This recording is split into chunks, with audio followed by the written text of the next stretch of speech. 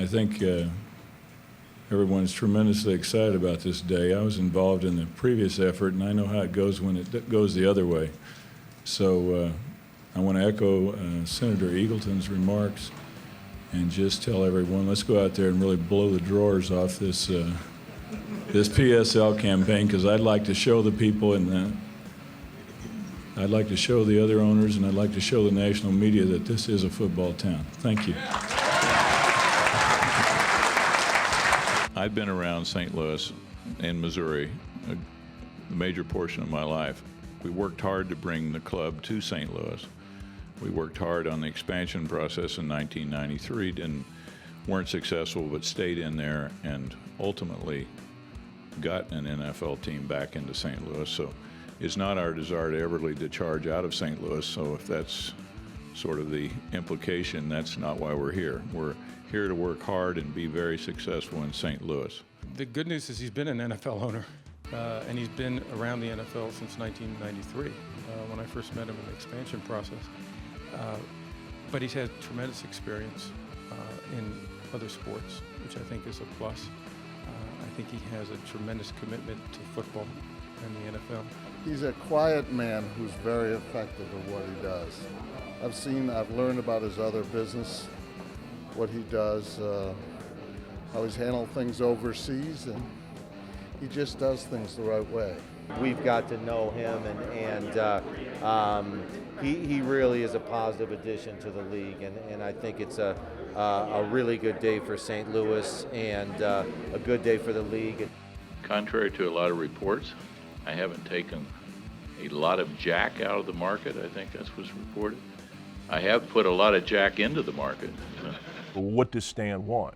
Well, hell, by now, don't you think you should know what Stan Kroenke wants or have a good idea? You know what he wants. He wants a stadium. He wants land to develop, and he wants to put up, he wants to put something up either in St. Louis City or St. Louis County. Okay, that's a fairly easy, uncomplicated thing to do. Put something together so that you can start the negotiations. No one started any negotiations. They seem to be just waiting for him. Well, he's just, like I said, he's changed the game. Now, what does Stan do with that land? Well, it could be developed, housing. It could be developed for shopping. It could be developed for hotels. But at 60 acres, there's just enough land to put an NFL-sized stadium in there, because the average footprint for an NFL-sized stadium is somewhere between 15 to 27 acres. So you have enough for that and enough parking. I'm really disappointed in Stan Kroenke. I mean, I don't know how you're an NFL owner in a city like this with the kind of sports fans we have here, and you're as invisible as this man has been. It would be crushing to me if we lost an NFL franchise for the second time. This city's too good for that, and it's not a reflection of the city or the fans. In this case, I think it's a reflection of the ownership that really is not invested in having a team here. I've met Stan Kroenke one time, maybe twice. I was on the executive council when he was, and we had a meeting in Phoenix to vet the bidders on the Dodgers, and he was one of the bidders. And that's really the first time I had met him. And I subsequently saw him one time, but I really don't know Stan very well. I think it's important for the city to have professional football here. I think what's good for the city is good for the Cardinals. I mean, there are those who say, well, would you prefer less competition? No, because it's good for the community, it's good for the area. And I think whatever we can do to enhance the community and the overall area is good. I'm not saying we're involved in it or not, but I do follow it closely and stay in touch. We have people come in and they ask, if we have anything. We do have a small rack of Ram stuff over there, but they don't want to pay full price for it. They want to spend the money on something that they're unsure if the team's actually going to be here next year, and how the things are going right now, it doesn't sound like they're going to be here.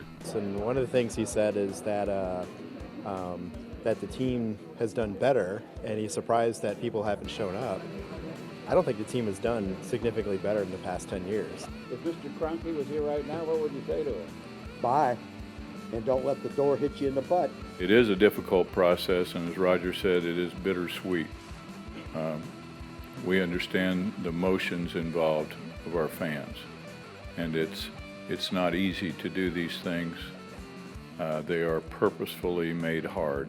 The problem that we ran into in St. Louis, and I won't get into the fact that there's lawsuits threatened on what the governor is trying to do, or that there's various holes in the proposal from the city.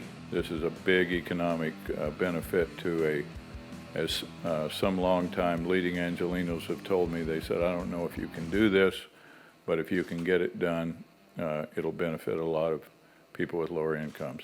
Also, you know, I've had a home in the area for 20 years, and it'll be a lot of fun for me as I spend a lot of time out there anyway to move forward, look forward, and build a great stadium for our league and for Los Angeles.